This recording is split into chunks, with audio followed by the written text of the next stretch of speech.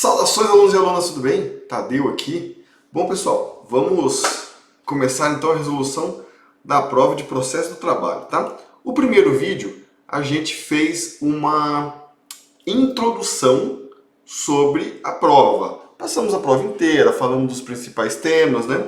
Agora a gente vai falar especificamente de processo do trabalho. Então, nossa primeira disciplina nessa sequência de vídeos a gente vai fazer a prova inteira, de direito, tá? E eventualmente a gente vai fazer português e RLM, vou convidar algum professor para a gente fazer junto a prova. Mas olha só, para as provas de processo do trabalho eu vou começar por ela, porque é a principal disciplina das matérias da prova objetiva. São 8 questões com peso.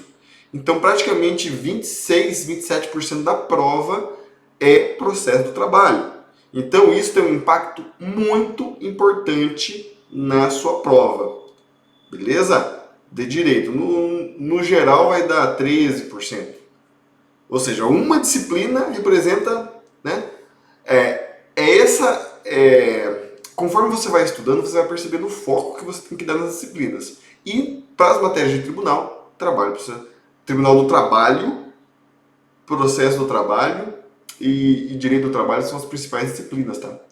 As outras vão fazer diferença, as outras, se você errar elas muito, você vai ficar fora da classificação, mas você tem que ser um especialista, você tem que se tornar um especialista em direito do trabalho e processo do trabalho para você ser competitivo nas provas do Tribunal Regional do Trabalho, tá? E o TRT4 foi uma prova concorrida, né? Mais de 10 mil candidatos fizeram essa prova de analista, certo? Quando foi aprovado em Campinas, tinha mais de 20 mil pessoas fazendo a prova, só que tinha muito mais vaga, era um outro contexto, tá? Eu fiquei em 26º, consegui ser aprovado, tá? Agora, a gente imagina que com a diminuição do número de vagas que estão aí nos tribunais, você vai ter que tirar uma nota mais alta, tá? Ah, professor, vai chamar pouco? Não é que vai chamar pouco, vai chamar o necessário. Eu já fiz vídeo analisando aqui os tribunais, o contexto dos concursos públicos no âmbito dos tribunais e é fundamental você entender o contexto atual. No contexto atual, de diminuição de despesa, vamos supor, mais responsabilidade fiscal, você obviamente vai fazer menos despesa e uma das principais despesas é o serviço público, né, os servidores públicos, o funcionalismo público. Então você tem que contratar com moderação. E é isso que, principalmente no âmbito da União, tem acontecido. Então você vai contratar com precisão. Você precisa de tantos servidores em tal vara, em tal unidade, em tal gabinete, e vão ser essas contratações pontuais. Então você já tem que chegar com uma carga de estudo boa, você já tem que chegar conhecendo bem, a prova não foi fácil, não espere prova fácil de Tribunal Federal, né? Tribunal do Trabalho, Tribunal Justiça Federal e Justiça Eleitoral, são provas difíceis, tá? TJ é difícil? Depende. Alguns cargos são muito difíceis, outros cargos a gente considera que é uma dificuldade média, tá? Prova fácil não existe mais. No âmbito do Poder Judiciário não existe mais. Mas você tem provas que chamam muito mais pessoas, certo? E aí você pode ter uma chance aí. Agora, para os tribunais federais, você vai ter que estudar muito, com compromisso, com profissionalismo, com orientação, tudo bem? Bom, então, feita essa introdução, vamos ver essa prova de processo de trabalho? Né? Eu vou deixar os slides para vocês, em que, como esse é o vídeo 2, no vídeo 1 eu falo tudo, né? Eu passei no TRT15, foi aprovado em 5 concursos, né? Estou há 13 anos no tribunal, o tamanho do Poder Judiciário, todos esses slides aqui, os tribunais superiores, eu vou deixar para vocês, tá? Onde estão os tribunais superiores, as tendências atuais da justiça, né? Os cargos aqui do TRT4, bastante cargo vago, tá? Tem bastante oportunidade. Questão salarial, né? Aqui um olerite discriminado, beleza? Enfim, como é que foi calculada a prova objetiva e a prova específica, as matérias aqui para analista judiciário. Depois eu faço a prova de técnico, né? Primeiro vamos começar com a prova de analista. Aqui o conteúdo de processo do trabalho. As minhas previsões, quase acertei. Tive uma diferença ali de português para RLM, que eu dividi igual e português teve um peso superior. E trabalho para seu trabalho que eu inverti, mas ó, essa daqui eu acertei certinho o número de questões, tá? E aí esse plano de estudo era um plano bem válido, tá? Por isso, você acompanhar os professores, porque a gente dá dica, a gente dá plano de estudo, orienta, beleza? E assim, as previsões, como a gente é especialista nisso, as orientações elas são pertinentes, totalmente pertinentes, tá? Veja só, se você tivesse seguido esse plano de estudo, você pelo menos, né, teria direcionado bem o seu estudo. Então, finalmente, vamos começar com a questão 36. Eu estou na prova tipo 1, tá? E o que diz a questão? Vamos lá. Então, ó, Zeus... Deixa eu pegar uma canetinha aqui. Então, Zeus propõe uma reclamatória. Quem propõe reclamatória é o autor, né? Então, vou colocar autor. Trabalhista em face do seu ex-empregador. O ex-empregador é o réu, tá? Estrela do Olimpo Limitada, perante o juiz do trabalho da comarca para o qual foi contratado. A ré pretende arguir exceção de incompetência. Então, olha só, o Zeus, ele entrou com a ação no lugar onde foi contratado. Tudo bem? Ó, pessoal, vou dar uma dica para vocês aí, ó. Pega o slide, ou pega a prova, resolve ela primeiro, tá? Resolve ela primeiro e depois vem para cá. Porque para eu otimizar o vídeo, para o vídeo ter um bom alcance, eu tenho que fazer ele curto. Para eu fazer ele curto, eu já vou para as respostas, tá? Então são 8 questões de processo de trabalho, novinhas, fresquinhas, acabou de sair do forno da FCC, tava lá na prova do Rio Grande do Sul. Quem foi bem nessa prova, tiver a redação corrigida, já no final do ano já vai ser um servidor público federal, tá? Então, super importante resolver a prova antes para você medir os seus conhecimentos. Resolveu a prova antes? Aí você volta aqui pro vídeo, tá? Salva aí o seu vídeo, se inscreve no canal, salva o vídeo e depois volta para cá. Assista quantas vezes você necessitar para entender, tá? E para perceber o raciocínio da FCC. Foi uma prova com muitos casos práticos, tá? E aí isso demanda uma organização na hora de ler. E eu já vou dar essa organização para você. Tudo bem? Enquanto você estiver lendo comigo aqui, eu já vou estar dando as respostas, mas eu já vou estar te mostrando como ler corretamente a questão. Porque cada palavra no enunciado da questão faz diferença. Tudo bem? Então vamos lá. Então Zeus, você sabe que é o autor, né? E o réu é a estrela do Olimpo, tá? E ele ajuizou a ação perante a comarca para a qual foi contratado. Galera, a primeira coisa que você pensa aqui é o seguinte: competência na justiça do trabalho. Você tem a competência territorial, que é relativa, artigo 651 da CLT. É dessa que ele está falando.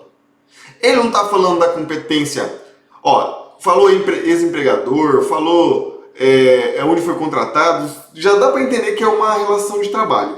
Mas quando ele fala na comarca na qual foi contratado, ele está puxando comarca territorial, competência territorial. Então não se discute competência em razão da matéria, artigo 114 da Constituição Federal, em razão da pessoa, tudo bem? E em razão da função. Não é competência absoluta, a gente está falando da competência relativa, artigo 651 da CLT. E o que diz lá o artigo 651 da CLT? É competente o foro do local de trabalho. Então a gente vai ter que ver na continuação da questão se o local onde ele foi contratado é efetivamente o local onde ele trabalhou. Vamos ver? Então vamos lá. Porque por enquanto não parece estar certo, né? Por enquanto. A ré pretende arguir exceção de incompetência, olha só, reforma trabalhista. Por quê? Porque a exceção de incompetência ela tem que ser proposta em 5 dias, segundo o artigo 800 da CLT. Então, ó, em 2 frases você já tem 2 artigos da CLT aqui, tá? A ré pretende arguir exceção de incompetência em razão do lugar, sob o fundamento de que o juiz seria incompetente e isso que diverge do último local de trabalho. Tá, o último local de trabalho. Beleza? Aqui a gente já tem uma indicação de que a ré pode estar com a razão. Por quê? Porque é o local de trabalho. Né? Ah, mas você trabalhou em diferentes locais. Aí os diferentes locais são os diferentes locais competentes. Tudo bem? Mas ela está querendo dizer, a ré está querendo dizer que O último local trabalhado não é o local onde ela foi contratada. Considerando o que prevê a consultoria da seção da lei trabalhista, vamos analisar a questão. Então você tem aqui a exceção de competência que está no artigo 800, que ela vai ser analisada à luz do artigo 651 da CLT, que é a competência territorial. Tá. Os erros processou no local onde foi contratado e a REC é que ele quer ser processado no local do último local trabalhado. Parece que quem está com a razão, justamente sob a luz do artigo 651, é a RE. Então vamos ver o que ela pode fazer. Então aqui, ó, você está analisando o que a RE pode fazer. Então, letra A. Impeça a partada da defesa no prazo de 5 dias a contar da sua citação, tendo idêntico prazo o autor para manifestação e pode que será suspenso feita até a decisão final da exceção. E aí, pessoal? O que vocês acharam? Prova dificinho, né? Você vai ter que saber reforma trabalhista. Dificinho não. Se você não sabe competência territorial e não sabe exceção de competência, você não leu nem o básico e nem a reforma trabalhista. E se você vai para uma prova de TRT sem ler a CLT e sem ler a reforma trabalhista, você não está preparado para a prova. Você não está preparado para a prova. Beleza? Então, olha só. Eu me demorei um pouco mais aqui, porque justamente a letra A é a certa. É exatamente isso que ele vai fazer.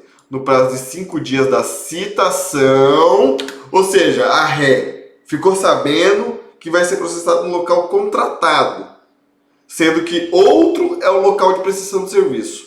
Em 5 dias dessa citação, contando no dia posterior, ela tem que informar que não é o local. Beleza? Então o correto é a letra A, né? O autor vai ter prazo para se manifestar também, tudo bem? E aí suspende a decisão, né, suspende o processo até a decisão da exceção. Ok. Ó, não é mais preliminar de defesa, a reforma trabalhista mudou, não é mais preliminar de defesa. Antes era qual a contestação que se apresentava a exceção, agora é 5 dias após a citação. E isso tem lógica, porque assim, se a RE está dizendo que ali não é o local, então é a primeira coisa que ela tem que argumentar. Uma peça apartada de exceção de competência após receber a citação. Vai esperar 1 ano, 2 anos para dizer que aquele local não é competente, para depois ir para o local competente e ficar mais 1 ano, 2 anos esperando uma audiência? Tem local, pessoal, que a Justiça do Trabalho está com 1 ano da audiência inicial. Tudo bem? Tem local que está com 1 mês, 3 meses, 6 meses. Ainda assim é muito tempo. Recebeu a notificação, já aponta o local competente, as partes se manifestam, o autor se manifesta, concorda ou não concorda, o juiz decide, já fica no foro competente. Isso é lógico, a reforma trabalhista desse ponto foi corrigir um erro muito grave do processo de trabalho. Ok, então não é mais preliminar de defesa, e a defesa é apresentada antes da audiência, né? Letra C, até 5 dias antes da audiência, não é mais. Em peça apartada de defesa, 10 dias, não é 10 dias, se atente aos prazos, são 5 dias, tá? Artigo 800 da CLT, tá? E na audiência designada, não é na audiência, em peça apartada, logo após a citação. Olha aqui, ó. Letra A, exceção de competência, a reforma trabalhista passou 5 dias após a citação. Olha o artigo 800 da CLT. Então, ó, 5 dias a contar da notificação, né? Antes da audiência, em peça apartada, né? Que sinalize a existência de exceção. Aí, suspende o processo, vai concluído para o juiz. O autor pode se manifestar em 5 dias, pode ter prova testemunhal. Decidido o processo, fica no local ou muda de local e dali em diante é marcada a audiência, apresentada a defesa e feita a instrução. Segue o processo normal. Beleza, pessoal? Questãozinha básica de reforma trabalhista. Saber competência e saber a exceção de incompetência. Que agora com a reforma trabalhista é 5 dias após a citação. Beleza? Vamos para a questão 37? Vamos lá apertar um passo aqui, senão a gente não vai terminar essa prova hoje, hein? Vamos lá. Então, Epaminondas propôs reclamação trabalhista em face da sua ex-empregadora Rosa dos Ventos. Transitado em julgado a ação, né? Então, a Epaminondas, Ventos, réu. Transitou em julgado, né? Iniciou o processo de execução. O juiz suspende a execução com fundamento da prescrição intercorrente, eis que da distribuição da ação até a data decorreram 2 anos. Inconformado em Epaminondas, poderá interpor o quê? Então, olha só. Aqui na questão você já vê que o juiz errou. Por que o juiz errou? Porque você não conta 2 anos da distribuição, pessoal. Você conta 2 anos do período em que o réu não atendeu, né? Não atendeu determinação judicial. Não atendeu determinação judicial, tudo bem? Se ele não atendeu determinação judicial, né, em 2 anos, tem a prescrição intercorrente. Não é da distribuição da ação. Tudo bem, o juiz errou, mas ele errou quando o juiz, ou a justiça, ou o desembargador, ou qualquer decisão acontece, que você precisa reformar a decisão. Qual é o meio cabível para fazer isso? Qual é a medida judicial cabível? Recurso, tá? Na Justiça do Trabalho, qual recurso seria cabível aí? A gente sabe que na fase de conhecimento nós temos o recurso ordinário e na fase de execução temos o agravo de petição, tá? Para a decisão do juiz, para confrontar a decisão do juiz. Nesse caso, nós estamos na execução. Então, para começar, é um agravo de petição. Vamos para as respostas? Vamos lá. Para começar, é um agravo de petição. Então, mandado de segurança? Não cabe. Agravo de petição, opa. Agravo de petição, agravo de instrumento, não. Agravo de instrumento é só para destrancar recurso na Justiça do Trabalho, tá? Não confunda com o CPC. O CPC pode atacar a decisão interlocutória. Na Justiça do Trabalho, só destrancar recurso. Então, agravo de petição, agravo de petição, agravo de petição. 8 dias, ok. 10 dias, não. 8 dias, ok. Então, estamos entre a letra B e a letra E, né? Então, 8 dias é isso que o recurso cabível na hipótese, podendo sustentar que a prescrição intercorrente só se opera 5 anos. Não. São 2 anos da inércia em cumprir determinação judicial. Então, 8 dias, ok. Agravo de petição, ok. Sustentar a prescrição intercorrente 2 anos, ok. E após a inércia do exequente que deixe de cumprir determinação judicial. Letra E está correta, o agravo de petição no prazo de 8 dias, e eis que é o recurso cabível na hipótese, podendo sustentar que a prescrição intercorrente só se opera após 2 anos do início da execução e após a inércia do exequente que deixe de cumprir determinação judicial. Letra E está correta, tudo bem? Então a gente vai combinar aqui de novo 2 artigos, ó. O artigo do agravo de petição, que é artigo 897, letra A, que diz é cabível o agravo de petição da decisão do juiz na execução, cabe agravo de petição. Tá bom? O segundo artigo é a própria prescrição intercorrente, que isso aqui sim é reforma trabalhista. Então, outra questão de reforma trabalhista. Ocorre a prescrição intercorrente no processo de trabalho no prazo de 2 anos, né? E isso começa quando o exequente... Então a gente já está na fase de execução, a gente não está falando do processo lá no conhecimento, a gente está falando da execução, né? Não respeita determinação judicial, dando 2 anos da inércia em cumprir determinação judicial. Tudo bem, pessoal? Então aqui a gente respondeu a segunda questão, tá? A primeira... exceção de competência, reforma trabalhista. A segunda, prescrição intercorrente e agravo de petição, reforma trabalhista. Vamos para a terceira questão agora, que é a questão 38, estou na prova tipo 1, tá? Então, ó, de acordo com o que prevê a consolidação das leis do trabalho e com base no que interpreta o Tribunal Superior do Trabalho, né? Segundo a lei, aqui faltou um aqui, ó, é da reforma trabalhista, né? A reforma trabalhista. Vamos lá. Então, agora, outra pergunta de reforma trabalhista na lata. Não tem nem caso concreto, tá? Mas a gente vai ver que está falando de petição inicial, um tema só. Vamos lá. Letra A. Os pedidos da petição inicial trabalhista devem ser certos, determinados, com indicação de valor, não se admitir na fixação por estimativa, devendo haver extinção? Pessoal, na minha opinião, para quem já é da justiça, técnico judiciário, né, ou então até estagiário da justiça que está lá no dia a dia, eventualmente vendo algumas questões, ou advogado trabalhista que vê os despachos, vê o que tem que ser feito na petição inicial, certo? Essa questão foi tranquila. Agora, para quem não é, essa questão é muito difícil. Por quê? Porque o texto da CLT, ele diz diz que é necessário o pedido sério determinado, e aí você imagina que ele tem que ser especificado. Mas aí vem a instrução normativa 41 do TST, que diz como interpretar algumas normas ali da reforma trabalhista na parte processual, e diz, essa questão ali do artigo 840 do pedido sério determinado é por estimativa, né?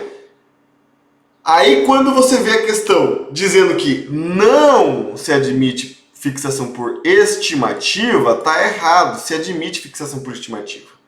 Tudo bem? Mas isso aqui exigiu o conhecimento do artigo 840, parágrafo 1º da CLT e da instrução normativa, que está no seu edital. Instrução normativa 41 do TST, tá? Então vamos lá. Tá errado aqui por estimativa. B. Não precisa do pedido ser certo? Precisa. Não há necessidade de atribuição de valor para cada pedido, eis que se admite o valor estimado do pedido. E aí, pessoal? Aceita o valor estimado do pedido ou não? Aceita o valor estimado do pedido ou não? Exatamente isso, tá? O valor tem que ser certo, mas ainda assim pode ser estimado, tá?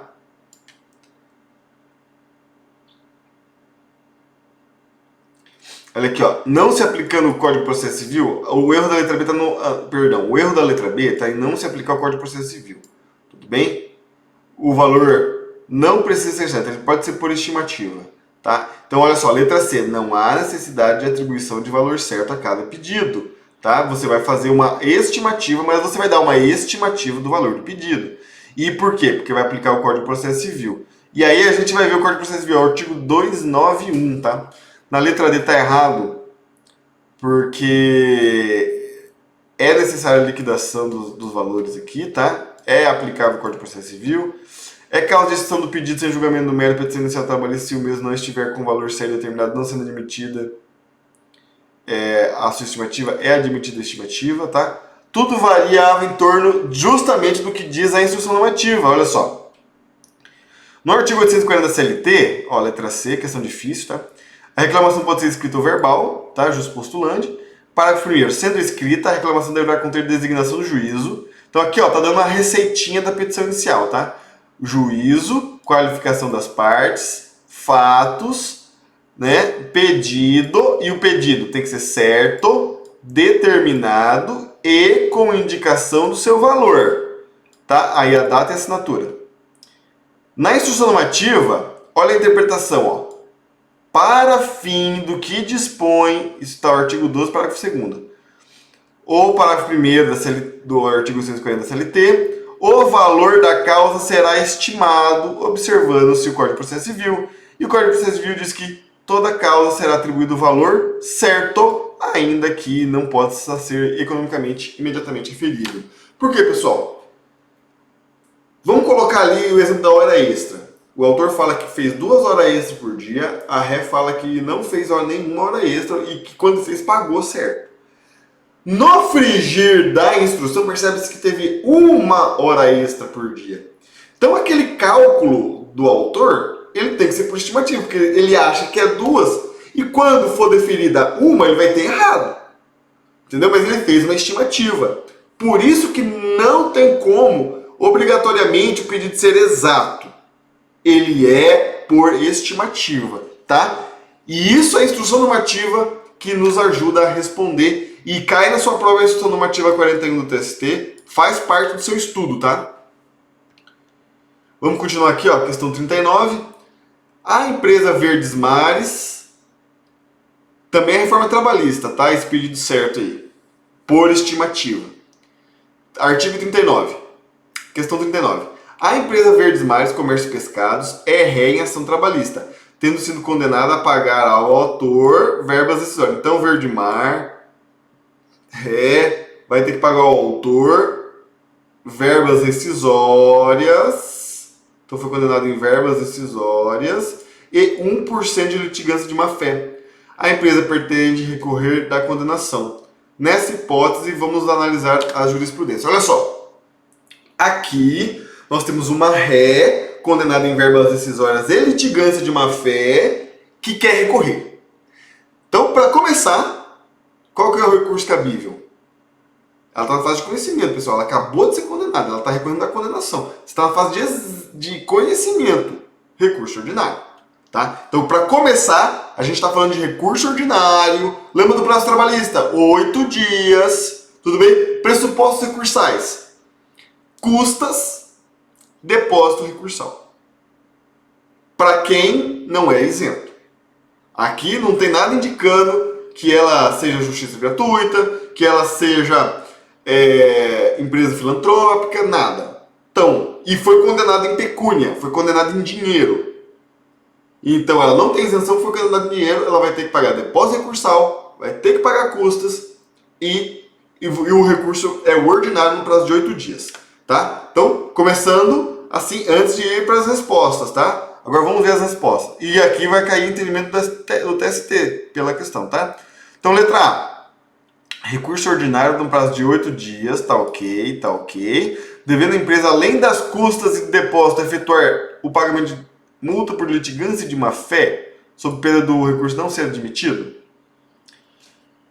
A pergunta é, litigância de má-fé, quando você é condenado, faz parte ali do depósito recursal?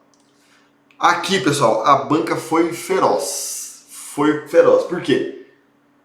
Tem um ponto lá no CPC, na parte dos depósitos das custas processuais, da litigância de má-fé especificamente, que diz: se houver o embargo declaratório, litigância de má-fé no embargo declaratório, na hora de recorrer, efetivamente recorrer da decisão, no CPC tem que pagar a multa de litigância de má-fé, como pressuposto recursal. Uma forma de evitar que as pessoas fiquem fazendo EDs protelatórios, embargos de declaração protelatórios.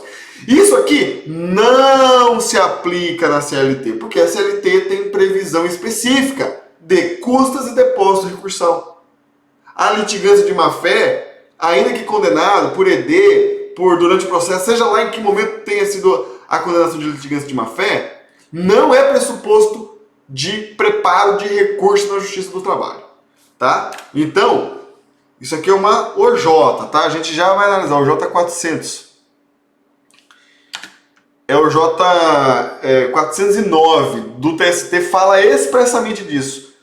Por a sistemática recursal trabalhista já ter custos, depósito recursal, você não pode pegar ali o pressuposto recursal do CPC e aplicar no processo de trabalho, porque é uma norma que não vai estar compatível, tudo bem?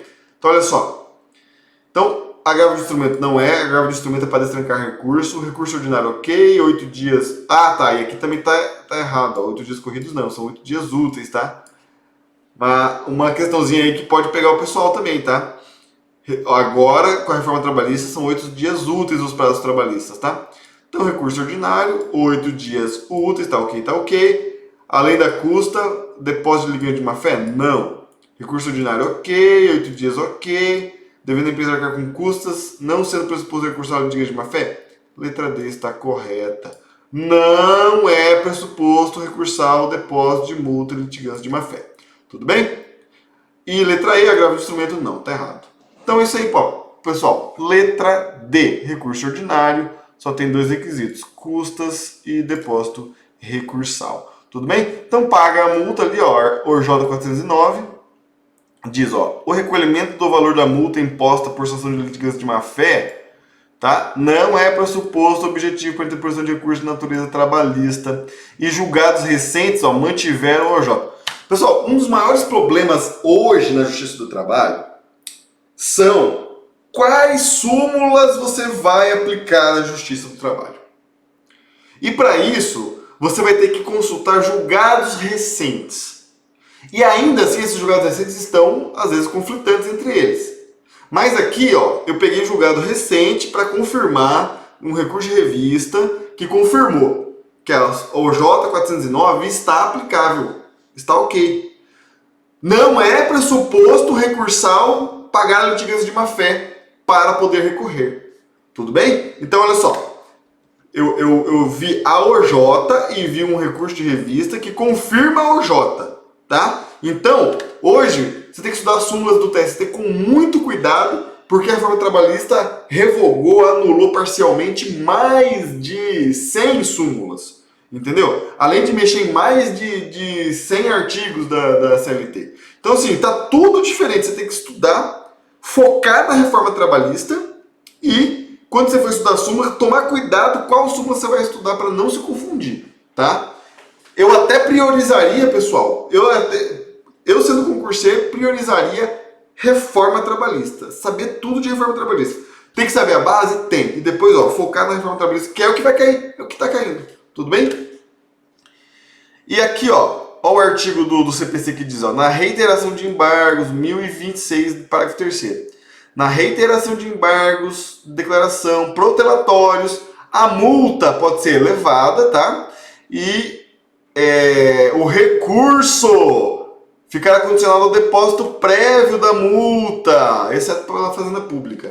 Então, entrou com embargo, se for condenado em litigância de má-fé, multa por embargo de protelatórios, essa multinha é pressuposto recursal. Agora, ali na litigância de má-fé no processo trabalhista, isso não é pressuposto recursal. Tudo bem, pessoal? Então, não confundir com aquela do CPC. Vamos para a questão 40 agora? Então, Demóstenes propôs ação trabalhista em face do seu ex-empregador Churrascaria Boi. Então, Demóstenes, autor, processou a Churrascaria Boi, ela é ré, né? Tendo sido referida a empresa condenada a pagar R$30 mil de verbas contratuais, rescisórias e diferenças de FGTS ao autor, acrescido de honorários sucumbenciais. Verba contratual, diferença de FGTS, honorários sucumbenciais. Sabendo que Demóstenes celebrou com seu advogado contrato particular de 10% da condenação e com base na CLT vamos analisar. Então olha só, aqui a FCC foi esperta. Ela cobrou honorários advocatícios, mas não cobrou a ADI 5766, que diz que o STF disse que vencido o empregado beneficiário da justiça gratuita, ele não paga honorários sucumbenciais e nem honorários periciais. Ele não paga. Ainda que ele tenha vencido alguma coisa, ele não paga. E aqui a gente só falou da condenação da empresa e da empresa querendo recorrer, e da análise dos honorários da empresa que ela tem que pagar. Não falou de honorários do empregado, tá? Então não entrou nessa questão que está sobre análise. Já está transitado em julgado, tá? Hoje já está transitado em julgado essa questão. Beneficiário da justiça gratuita, vencido na Justiça do Trabalho, mesmo que tenha ganhado alguma coisa em outros pedidos, ele não paga a advogado honorários sucumbenciais e nem honorários periciais, tá? Acabou, tá resolvido isso aí. Mas a FCC não entrou nisso, ela falou da empresa condenada. Então, como é que vai ser, ó? Não cabe honorários sucumbenciais? Cabe honorários sucumbenciais. O valor máximo, qual vai ser? Os honorários sucumbenciais, eles vão ser de 5% a 15%. Então, numa condenação de 30 mil, você tem de 1.500 a 4.500 de honorários. Vamos analisar então as alternativas. Valor máximo, 4.500. Perfeito, letra B. Valor mínimo, 3.000, não, é 1.500. Não cabe honorários? Cabe. Porque tem honorários contratados? Ó, os honorários na Justiça do Trabalho, eles têm os honorários contratuais, que é da parte do seu advogado. E isso a Justiça não quer nem saber, a não ser que for para executar, entendeu? Se o autor pagar certinho o advogado, a gente nem fica sabendo os honorários que ele cobrou. Agora, se o autor não paga, eventualmente, na hora de... o advogado pode apresentar isso no processo para sair 2 alvarás certinhos, tá? Mas isso é uma questão procedimental da execução. Em tese, a Justiça não quer nem saber os honorários contratados, tá? São um dos honorários que o advogado recebe, o advogado do autor. Outros honorários são os assistenciais, quando é advogado do sindicato. Mas, no caso aqui, nós temos ali os honorários sucumbenciais da reforma trabalhista. E sim, são devidos honorários sucumbenciais. Tudo bem? e independente dos honorários contratados. Podem receber os dois. E valor máximo 6 mil, não está errado. Beleza? Então, letra B, artigo 791A, de 5% a 15%. Beleza, pessoal?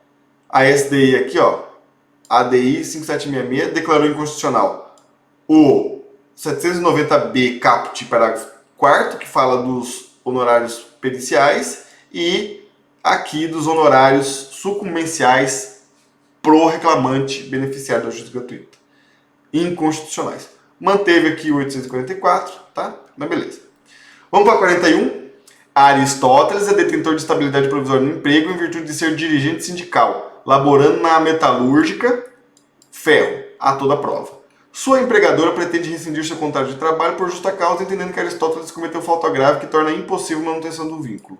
Então, Aristóteles, ó, detentor de estabilidade provisória no emprego, dirigente sindical, para ser dispensado, seja por justa causa, seja por qualquer motivo que for, né, econômico, ele só pode ser demitido por justa causa, tem que passar pelo inquérito para apuração de falta grave. É o dirigente sindical, o diretor de cooperativa, aquele que está lá no conselho do FGTS, da Previdência. Esse pessoal tem que passar pelo inquérito de apuração de falta grave, tá? Então vamos lá. O inquérito para apuração de falta grave, esse aqui é a única questão da prova que não foi reforma trabalhista, e a outra foi CPC, foi embargo de terceiro. Faz parte do seu estudo, tá? Cai muito em prova o inquérito para apuração de falta grave. Tudo bem? Então vamos analisar a questão. Letra A. Comunicar o sindicato da categoria do qual o empregado é dirigente e propor inquérito no prazo máximo de 60 dias do afastamento. Não é 60 dias. São 30 dias. Tá? E são 6 testemunhas. Letra B. Propor o inquérito para apuração de falta grave após... Precisa comunicar ao sindicato? Não. Precisa propor ação só, né? Propor o inquérito no 30 dias. Ok. Tá? Podendo ouvir... Aqui tá errado, aqui tá errado. Podendo ouvir 6 testemunhas. Tá ok. Beleza? Então letra B tá correta.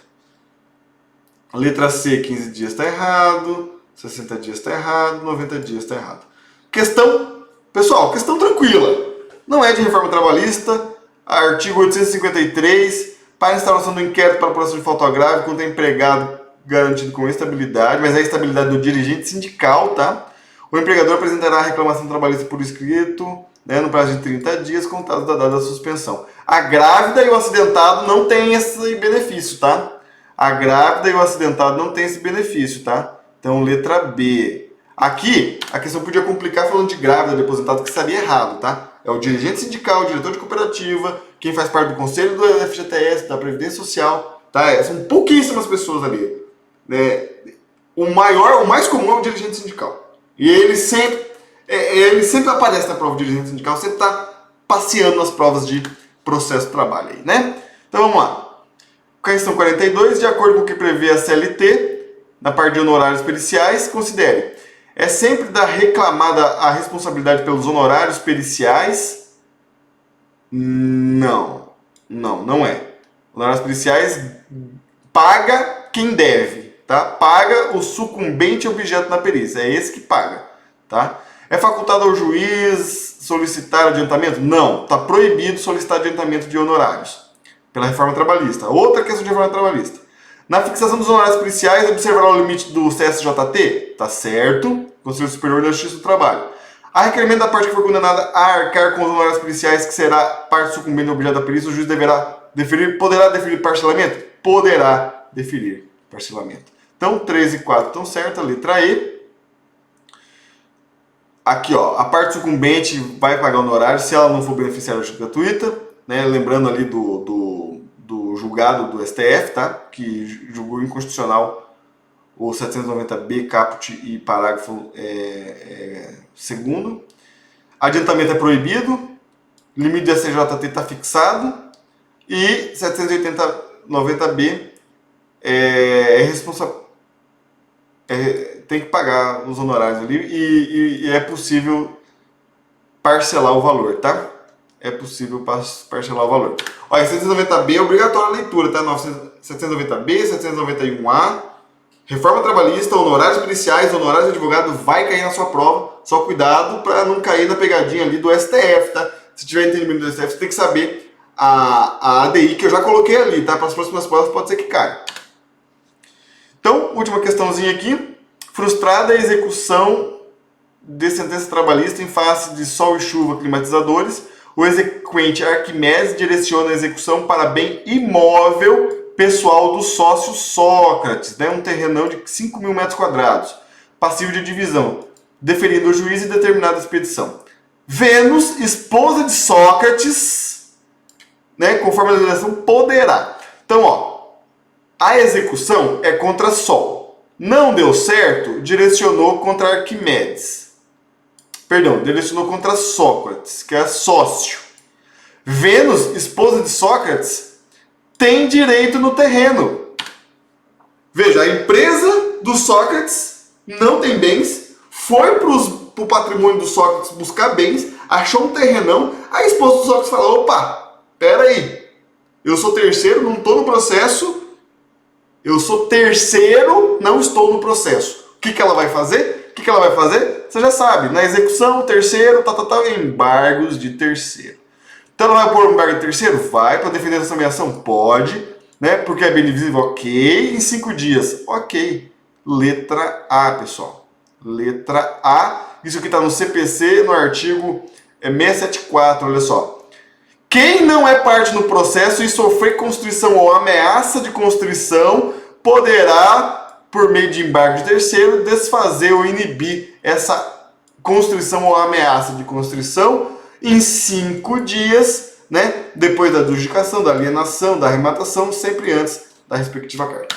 Pessoal, respondemos a prova de processo do trabalho. Qualquer dúvida, entre em contato conosco, tá? Estamos aqui para ajudar. Você viu aqui, ó, reforma trabalhista, caiu honorários de advogados sucumbenciais, caiu honorários periciais que mudou, caiu a petição inicial que mudou, caiu a parte de recursos, tá? Caiu estabilidade do dirigente sindical, embargos de terceiro, certo? O que mais aqui, ó? Vamos ver aqui o que mais que caiu aqui, ó. Tanta coisa importante, né? Caiu aqui inquérito para processo de falta grave do dirigente sindical, honorários assistenciais. Se a litigância de má-fé é pressuposto recursal, não é. OJ, caiu OJ. A petição inicial, valor estimado. Estou esquecendo de uma aqui. Prestação intercorrente e a exceção de incompetência. Então, olha, tudo coisa prática do Justiça do Trabalho que a gente vê com a reforma trabalhista, tá? Muito legal essa prova. Essa prova é uma prova para quem já está pronto ali para trabalhar no Justiça do Trabalho, tá? Que conhece os principais temas, conhece a reforma trabalhista e também, obviamente, não cai nas pegadinhas, né, da banca. Pessoal, então, se você gostou, curta, compartilhe, vamos seguir estudando, faça seus comentários. Se você fez a prova, comente pra gente como que foi a prova, tá? E eu desejo a todos bons estudos. Eu tô no Instagram, no YouTube, se inscreva no canal, se inscreva no Instagram, siga a gente e eu desejo bons estudos, boas provas e até a aprovação, hein? Até mais!